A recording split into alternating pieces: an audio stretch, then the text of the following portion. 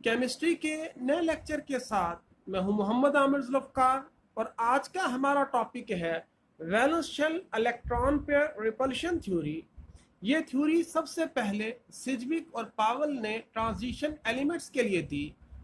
सिजविक और पावेल के मुताबिक मॉलिक्यूल्स के शेप्स को डिस्कस करने के लिए उनके सेंट्रल एटम के आखिरी शेल में मौजूद जो इलेक्ट्रॉन पेयर्स होंगे वो पार्टिसिपेट करेंगे।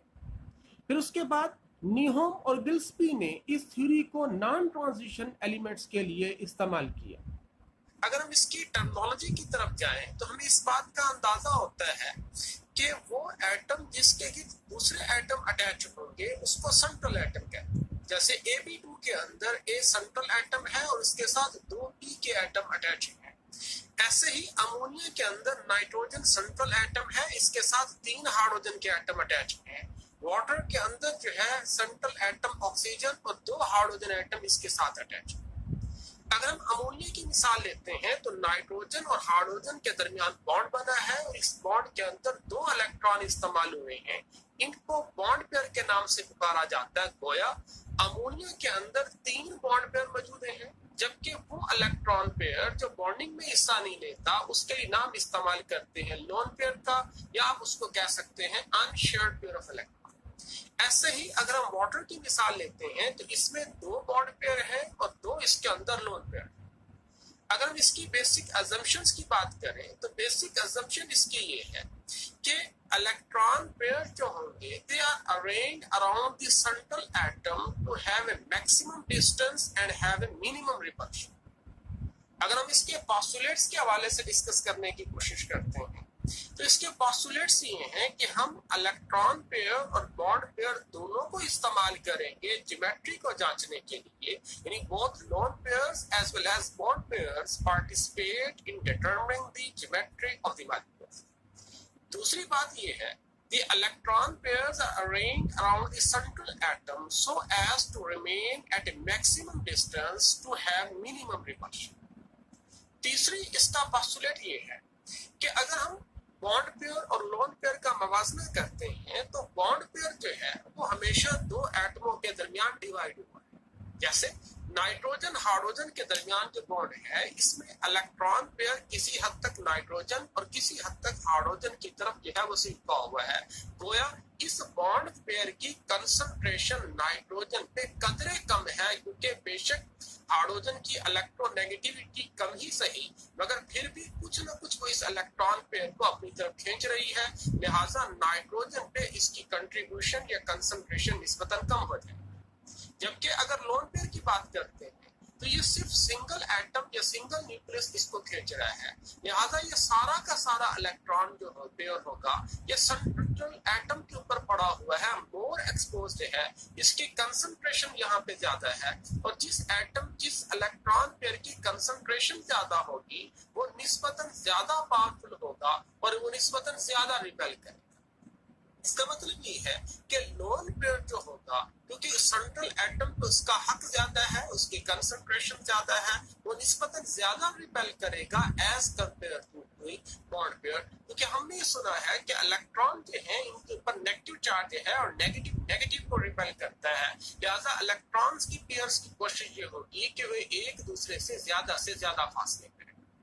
और अगर हम इनकी रिपल्शन के हवाले से बात करते हैं तो क्योंकि लोन पेयर जो होंगे वो ज्यादा ताकतवर है तो लिहाजा उनके दरमियान रिपल्शन ज्यादा होनी चाहिए। अगर हम यहाँ पे अमोनिया में लें तो अमोनिया में इस हाइड्रोजन और इस हाइड्रोजन के दरमियान बॉन्ड पेयर मौजूद है, यहाँ पे रिपल्शन बॉन्ड पेयर, जबकि ये रिपल्शन जो होगी ये लोन पेयर और बॉन्ड पेयर के दरमियान है।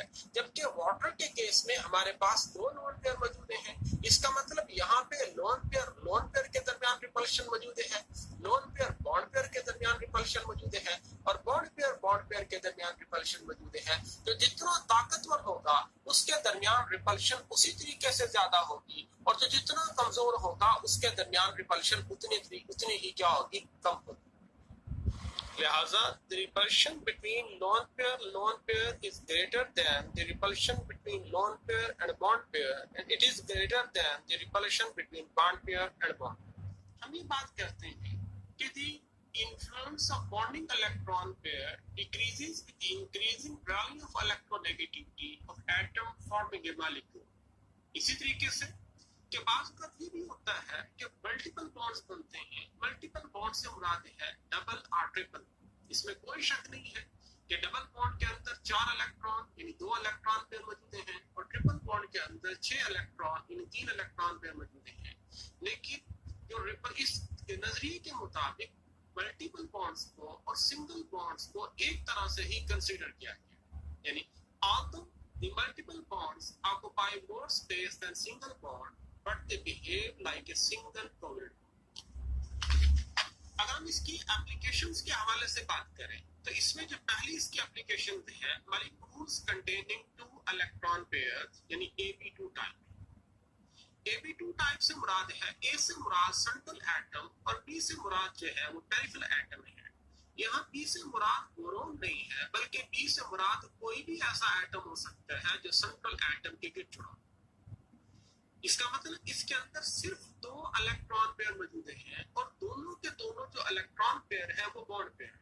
यानी इलेक्ट्रॉन के दरमियान ऐसी हालत में ज्यादा से ज्यादा डिस्टेंस और कम से कम रिपल्शन तब हो सकती है जब उसके दरमियान में एंगल 180 डिग्री का होगा और उससे बनने वाली ज्योमेट्री जो होगी वो खुद बहुत लीनियर होगी। जैसे BeCl2 की बात करें, जो बेरिलियम सेंट्रल एटम है और उसके दाएं बाएं क्लोरीन अटैच है, लिहाजा इसके अंदर इसके सेंट्रल एटम जो है उसके बैलेंस शेल में 4 इलेक्ट्रॉन या यूं कह लें कि 2 इलेक्ट्रॉन पेयर मौजूद हैं और दोनों बॉन्ड पेयर मौजूद हैं। इसी तरीके से अगर हम दूसरी मिसाल यहाँ पे लेने की कोशिश करते हैं कि बेरिलियम ब्रोमाइड है, बेरिलियम आयोडाइड है, कार्बन डाइऑक्साइड है, HgCl2 है और HCl जो है, ये सारी ऐसी मिसालें हैं कि जिनके अंदर जो ज्योमेट्री है वो लीनियर है।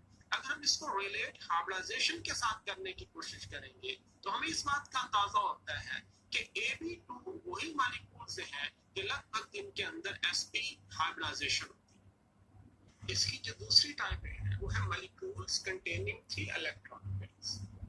जब इलेक्ट्रॉन पेयर की तादाद बढ़ेगी तो फिर पॉसिबिलिटीज बढ़ेंगी। एक पॉसिबिलिटी ये है कि इसमें सारे के सारे बॉन्ड पेयर्स मौजूद हों और दूसरी पॉसिबिलिटी हो सकती है कि जिसमें 2 बॉन्ड पेयर मौजूद हो और एक लोन पेयर मौजूद। हम पहला केस लेते हैं AB3, इसमें सारे के सारे बॉन्ड पेयर मौजूद हैं।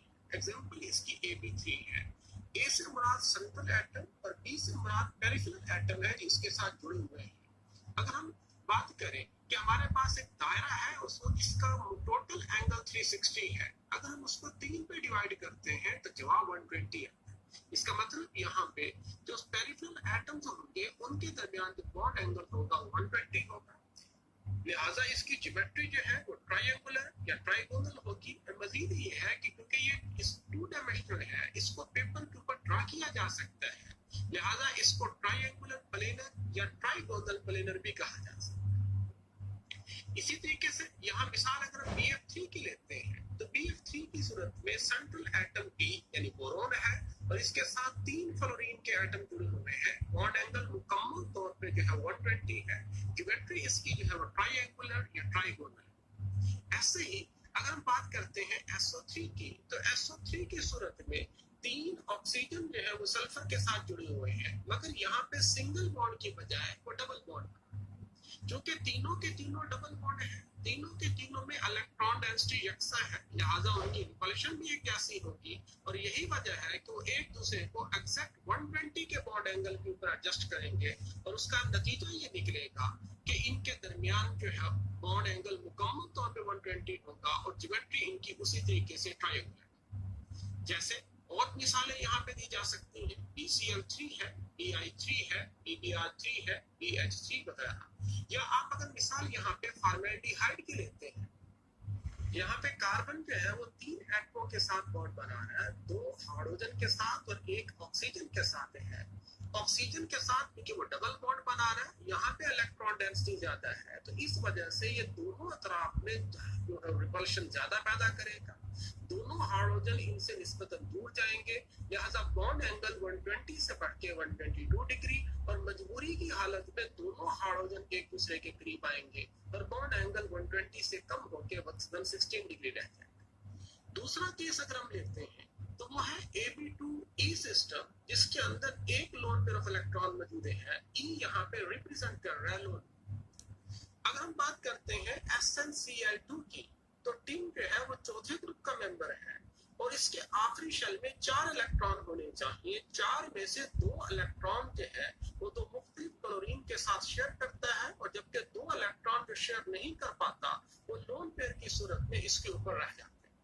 लिहाजा अब टिन क्लोराइड की सूरत में इसके पास 2 बॉन्ड पेयर है और 1 लोन पेयर है। क्योंकि लोन पेयर की रिपल्शन ज्यादा होती है, लिहाजा लोन पेयर इन दोनों बॉन्ड पेयर को रिपेल करेगा। लोन पेयर से इसका बॉन्ड एंगल 120 से बढ़ेगा, लेकिन मजबूरी की वजह से क्लोरीन का यानी बॉन्ड पेयर का बॉन्ड एंगल 120 से निस्बतन कम हो जाएगा। और यही वजह है कि इस वक्त इसकी ज्योमेट्री है वो डिस्टॉर्टेड ट्रायंगुलर उसको कह ले, यानी एंगुलर ज्योमेट्री है या वी शेप्ड है।